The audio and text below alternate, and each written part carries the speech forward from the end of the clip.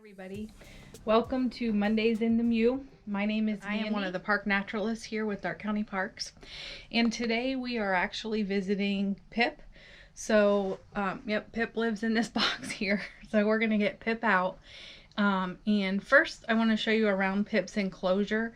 So Pip is our eastern screech owl, so he's a small owl, and when you see him here in a few minutes you'll get to see how big he is.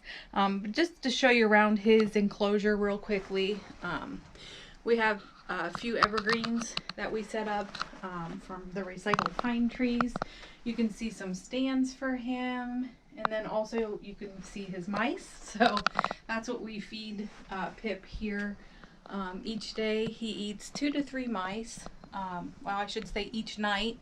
And we kind of strategically put them around the mew just to give him a little bit of enrichment to try to find his food at night. So we're going to go ahead and get Pip out of his box.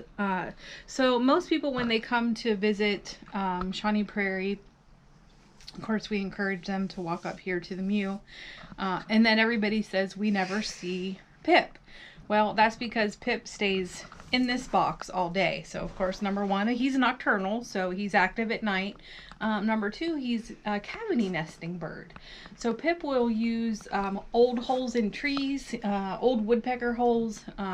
He'll use them to nest, but then they also, as a screech owl, will use these sites to roost. There he is. So he's going to step onto my hands. You'll hear him click maybe.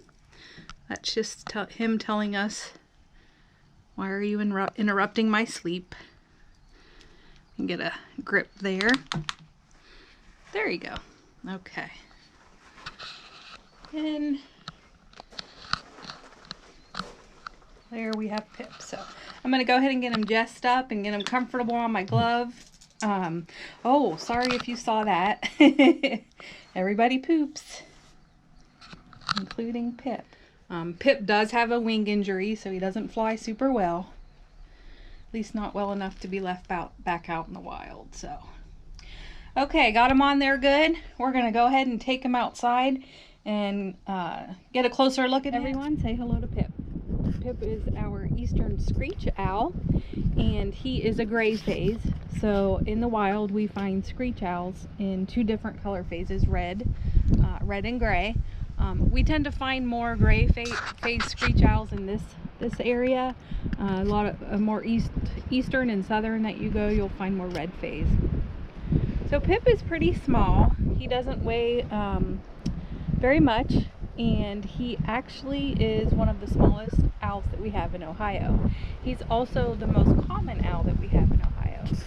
They are pretty adaptable to nesting and living in several different types of areas, whether it be in your yard, at the Greenville Public Library, which we found last summer. They'll nest along the creek, and even in our farms and woodlands. So very common. As a bird of prey, Pip does have very sharp beak and very sharp talons that enables it to capture their prey.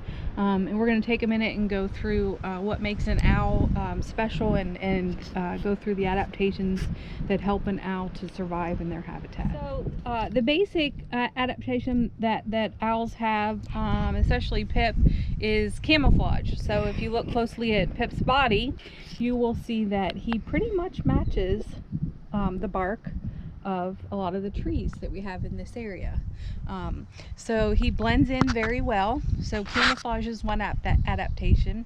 If you look at the area around his eyes, they're called facial discs.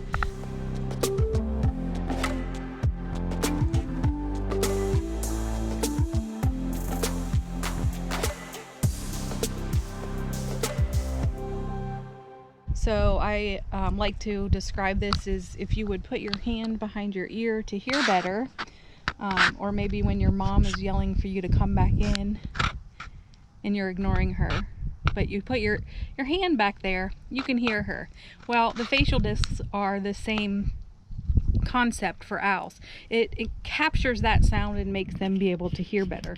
Now remember, they are hunting at night, so they're nocturnal. They have to have very, very good hearing and very good eyesight. So let's go ahead and look at Pip's eyes.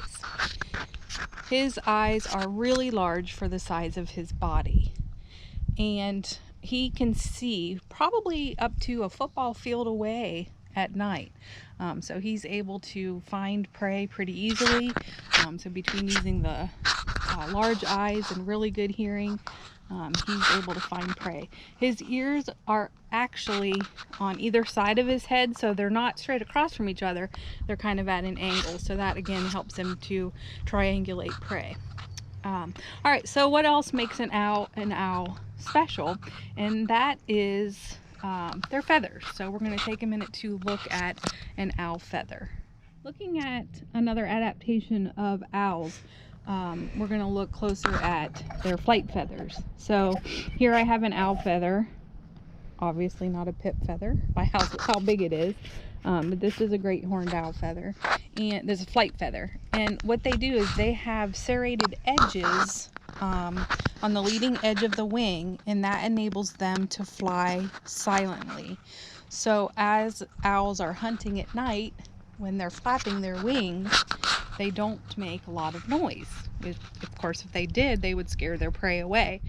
What does Pip eat in the wild? Well, if Pip were to be in the wild, he has the most varied diet of all owls. They are pretty adaptable and can eat everything from fish to crayfish to insects to small rodents and small birds.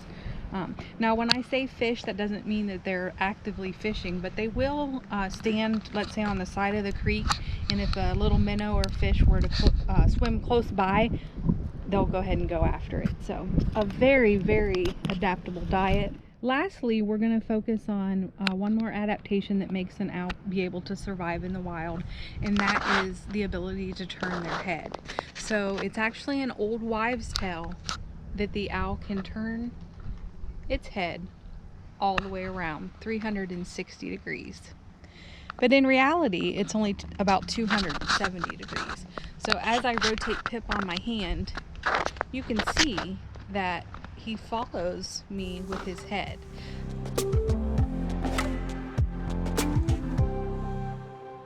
So first of all, owls' eyes are fixed in the sockets. So we can look up, down, left, and right without moving our heads. We move our eyes. Owls can't do that. So they do have to have very good head rotation to be able to see all around them. All right, so we've seen some great adaptations about what makes Pip an owl.